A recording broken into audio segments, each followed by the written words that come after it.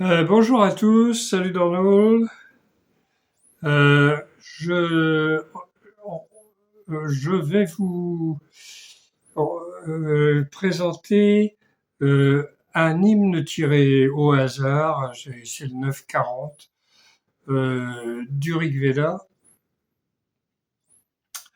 Donc c'est le neuvième mandala, c'est celui qui est consacré au Soma, au dieu Soma.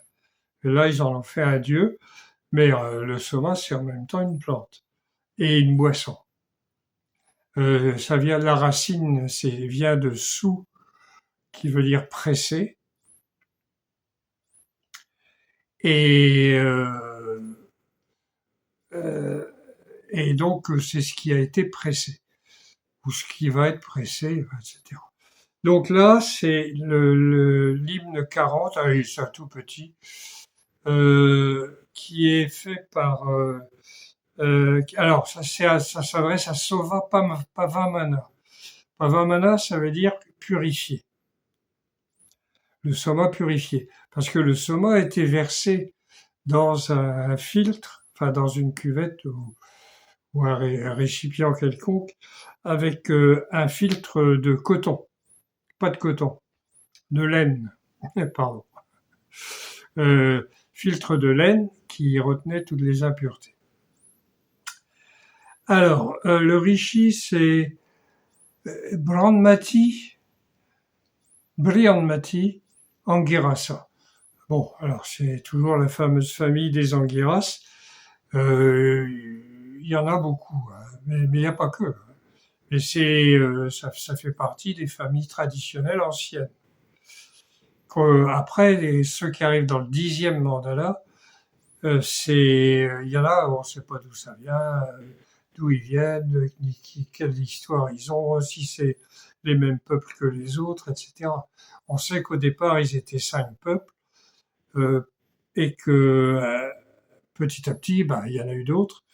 Et puis après, ça a pris toute l'Inde et c'est allé même plus loin. Puis ça a donné après le Vedanta, etc.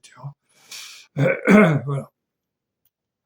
Alors, il y a donc deux maîtres, hein, pas, la métrique. Alors, je n'aime pas cette formule du tout, mais surtout qu'en plus, quand j'ai commencé à la traduction, je savais pas ce que c'était qu'un mètre comme ça.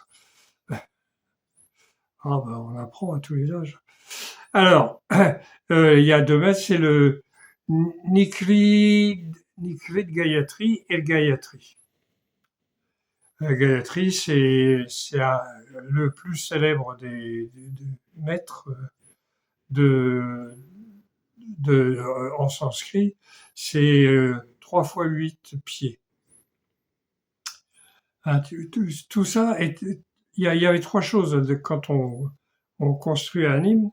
Il y a 3 choses qui comptent, hein, le sens évidemment de ce qu'on dit, mais aussi le nombre de pieds, parce qu'il faut que ce soit facilement mémorisable, et puis le son aussi pour des facilités de mémorisation, parce qu'ils apprenaient tout ça entièrement par cœur, du début à la fin. Alors sans les coupures qui ont été rajoutées après, en disant mandala 9, Asoma Pavamana avec le rishi et les maîtres, ça, ça n'existait pas, ça a été fait après par des brahmanes. Et donc, ils apprenaient depuis le début jusqu'à la fin, et ils l'apprenaient par cœur. Hein. Et ça continue encore de se faire dans quelques familles, parce que voilà. Donc ça a traversé les millénaires et heureusement d'ailleurs parce que c'est pour nous, heureusement pour nous maintenant, parce que ça va peut-être nous être utile plus tard. Peut-être même être très utile. Si, si c'est si possible. Donc voilà. Le purifié s'est avancé vers les humains dans tous les combats, le sage avec ses pensées qui tuent. Alors le purifié, alors bon, qui tue, je pense que c'est oui, tout ce qui empêche l'illumination, bien sûr. Donc le sage s'est avancé vers les humains, donc le dieu Soma, dans tous les combats, le sage avec ses pensées qui tuent. Le brunâtre est monté dans le foyer, le jus est allé au puissant Indra, il s'assied sur le solide siège. Alors le brunâtre, c'est le jus de Soma, qui est donc le jus est écrasé des champignons pour voir, vous allez voir là, même des champignons pareil, il y a quand vous les écrasez, vous avez un jus plus ou moins brunâtre qui qui coule, hein, quand il est bien imbibé d'eau. Puisqu'un champignon est composé à 90% d'eau. Donc, quand il sèche, ça devient tout petit. Enfin, tout fin. Pas petit, mais fin. Alors, le brunâtre est monté dans le foyer, le jus est allé au puissant Indra, il s'assied sur le solide siège. Donc, alors, je sais pas ce qu'il entend par le solide siège, mais dans les sacrifices védiques, les prêtres et puis le sacrifiant et sa femme, c'est ceux qui payaient le sacrifice. Ils offraient un sacrifice aux dieux, etc. Ben enfin, ils buvaient le soma au bout en fin de sacrifice et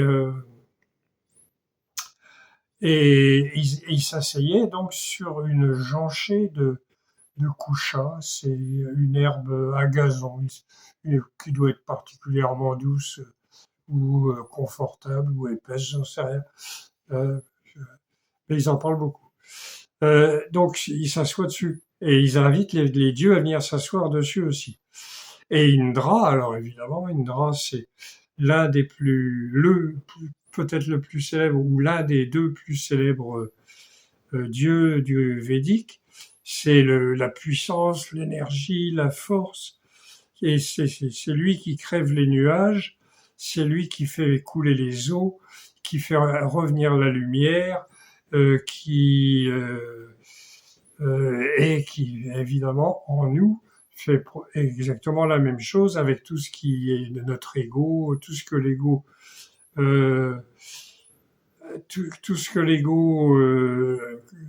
génère, hein, c'est-à-dire l'égoïsme, la jalousie, la violence, la cupidité, tout ce qui fait le charme de notre société actuelle. Voilà. Je continue. Donne-nous maintenant, donne-nous la grande richesse ô hindou. De tous côtés, purifie des milliers. Alors, faut que je vous dise là que hindou, c'est pas avec un H devant, c'est INDU, c'est dans notre orthographe. Ça se traduit par gouttes, hein, des gouttes, bon, ou du liquide, mais voilà. Mais c'est aussi le nom qu'on donne au soma, au dieu soma et au liquide qu'on boit. Donc, donne-nous la grande richesse. Alors, la grande richesse, c'est ce que vous avez quand vous avez bu le soma, c'est-à-dire, hein, vous passez, vous êtes plus ni sur Terre, ni dans le monde intermédiaire, mais vous êtes au ciel, si j'ose dire. Et là, c'est difficilement descriptible, donc il faut mieux s'en occuper soi-même pour avoir une idée de ce que c'est. De tous côtés, purifie des milliers de gens, bien entendu. De tous côtés, tout le monde. Il n'y a pas d'exclusion. Il y aura, dans le 10e mandala, vous aurez vous aurez des débuts d'exclusion, pas d'exclusion, mais enfin, on sent qu'il y a plus de soma pour tout, il y a plus assez de soma, parce que ça, si le neuvième mandala, c'est le neuvième, c'est parce que ça, euh, après, le dixième a été rajouté une fois qu'il n'y avait plus de soma. C'est pour ça que le neuvième est entièrement consacré à soma. Hein, il n'y a plus de soma, une sécheresse et tout ça. Et donc, alors après, ils ont essayé de remplacer avec d'autres plantes, mais c'était pas, ils savaient plus ce que c'était. Faut dire que les descriptions sont aussi pas très nombreuses, hein, mais voilà. Donc, donne-nous la grande richesse, donc, hein, l'illumination au hindou. Bon, si toutes les conditions sont réunies, il n'y a aucun problème. Boum. Et je peux vous dire que ça fait tout drôle. Moi, quand j'ai eu cette expérience-là en 70, je, quand ça s'est terminé, j'ai la première chose que j'ai dit aux collègues qui étaient avec moi, qui m'avaient guidé dans l'affaire, enfin guidé, euh, ouais, accompagné dans l'affaire, je lui dis, je viens de naître une deuxième fois. Ça, c'était net, vraiment quelque chose de, de, de euh, quelque chose de, je sais pas comment dire, mais c'était d'une évidence. Tu vois. Je viens de naître une deuxième fois. Alors, naître à 22 ans ou 23, 22, je serais sur mes 23. Bon, ben,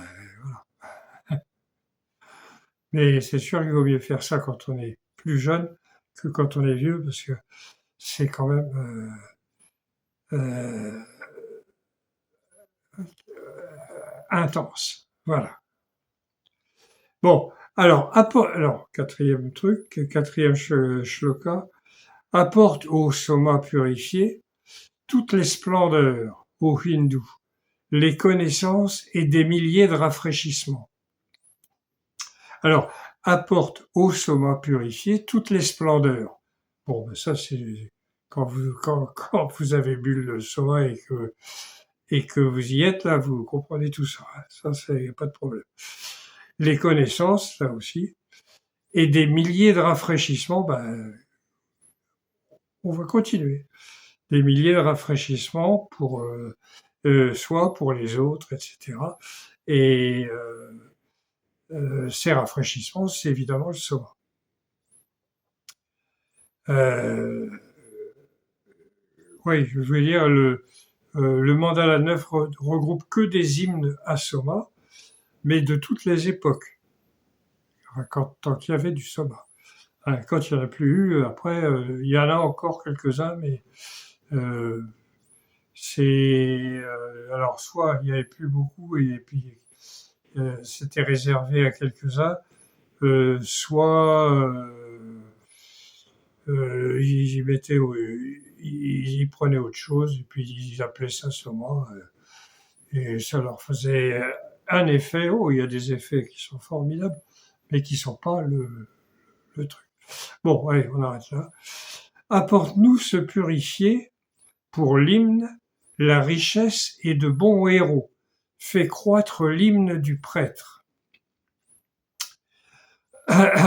Alors, apporte-nous se purifier, donc euh, ce jus sera purifié pour l'hymne, la richesse, alors la richesse spirituelle, hein, et de bons héros. Bah, les héros, c'est pas les héros de combat ou de bagarre, euh,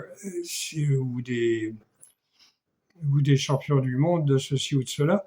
C'est simplement les gens qui ont fait l'expérience et qui ont trouvé ont connu.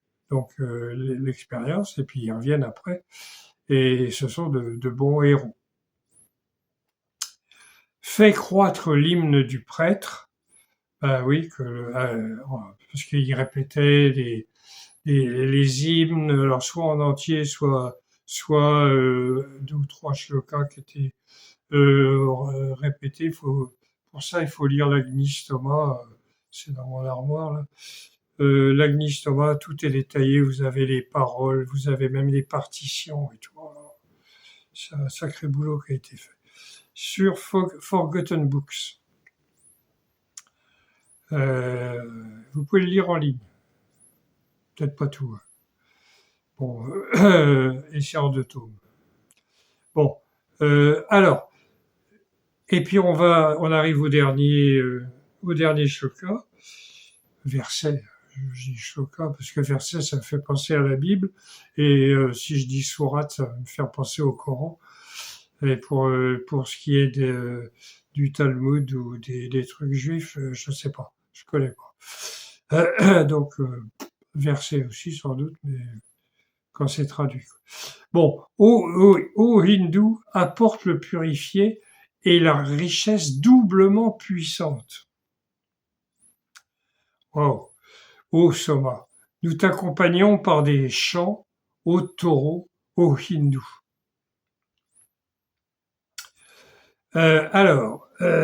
Apporte-nous le purifié et la richesse doublement puissante. Là, ça peut être aussi un petit peu matériel. Avoir une certaine richesse, pas délirante comme maintenant, mais enfin, ne pas être malheureux, c'est un peu ce qui se passait chez eux, pas au début, parce qu'ils ont connu des guerres et des combats qui d'ailleurs servent servent à enjoliver un peu pas enjoliver, mais qui servent de base, si vous voulez, pour la construction de mythes qui eux-mêmes racontent des histoires racontent des événements qui se sont passés il y a très longtemps et que ça se transmettait de génération en génération sous forme de mythes ou d'histoires et de combats et de choses comme ça, parce que c'est plus facile à se mémoriser tout ça que de le faire autrement. Voilà. C'était pareil chez nous. On a tout un tas de trucs comme ça. Et chez nous, les Occidentaux. Je dis pas seulement chez nous, les Bretons. Voilà. Donc, apporte la richesse, apporte le purifié et la richesse doublement puissante. Donc, peut-être matériel et en tout cas spirituel, ça c'est sûr. Ô Soma, point. Nous t'accompagnons par des chants, ô taureau, ô hindou. Donc, nous t'accompagnons par des chants, oui, parce que ils chantent. Les hymnes étaient chantés, déclamés, murmurés, ça dépendait des moments, ça dépendait des petits rites. Tout ça, c'était dans la préparation de l'esprit. Les 4 premiers jours du sacrifice, l'Agnistoma. Et le 5e, là, il buvait le truc, mais il continuait aussi à chanter et tout ça. Donc, c'était calculé exprès pour que les chants et autres, ça aide aussi à grimper. Les mantras, il n'y a qu'à répéter. Alors, je vous conseille, moi, les mantras longs, parce que les petits mantras, c'est bien, mais c'est pas très pratique. Prenez un mantra assez long. Agnimile Purohitam, Yajnasya Devam Rivijam, Otaram, Vatneratamam. Bon, voilà, vous le répétez plein de fois, mais pas à la vitesse où je l'ai dit. Vous le faites doucement, en laissant sonner les hams, tout ça, et vous allez sentir hein, les chakras, là, les chakras, pardon, le septième et le sixième, ça, plus vous laissez le M sonner, le Am, ça fait un peu comme Om, si vous voulez, et plus vous avez de petits trucs, et si alors au bout d'un moment, ça peut-être aussi aider à déclencher un truc. Bah, bon. Voilà. Donc, alors, nous accompagné par des chants au taureau. Alors, je vous ai dit que les dieux, certains dieux, beaucoup d'entre eux en tout cas, sont qualifiés de taureaux. C'est flatteur parce que ça vient de la racine du mot taureau en sanskrit, c'est vrit. Et non, vrish, vrishaba, pour donner vrishaba, vrishan, etc. Et qui veut dire qui fertilise. Hein, donc, quand vous habitez peut-être pas la campagne, mais pour ceux qui connaissent la campagne et qui ont connu quand il y avait des taureaux, parce que maintenant il y en a plus, on les tue pour les faire du veau. Hein. Et ils sont comme le curé de Camaret, il y a des trucs qui pendent. Et donc ça impressionne et dire oui, ils fertilisent. Voilà, au hindou, au goutte, au liquide. Et donc c'est le fameux soma pavamana, le soma purifié. Voilà. Bon, je vais arrêter là pour aujourd'hui. On va en faire d'autres hein, parce qu'il y en a plein qui sont intéressants. Là, j'ai pris vraiment au hasard. Si vous avez des envies ou des hymnes qui vous intéressent particulièrement, vous dites, je peux faire un truc dessus. Pour ça, vous pouvez me contacter, alors soit dans les commentaires, soit sur mon site rigveda.blog et vous avez une page contact. Donc je vous conseille d'aller dessus et vous pouvez m'envoyer vos questions ou votre point de vue ou vous même m'engueuler, me traiter de tous les noms, c'est pas grave, je veux bien discuter.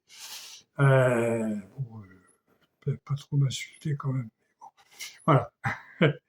Allez, Kedavo dans le hall. À la prochaine, je ne sais pas quand, mais ce sera d'ici peu parce que ça me fait plaisir. Donc, pourquoi pas. Allez, Kedavo.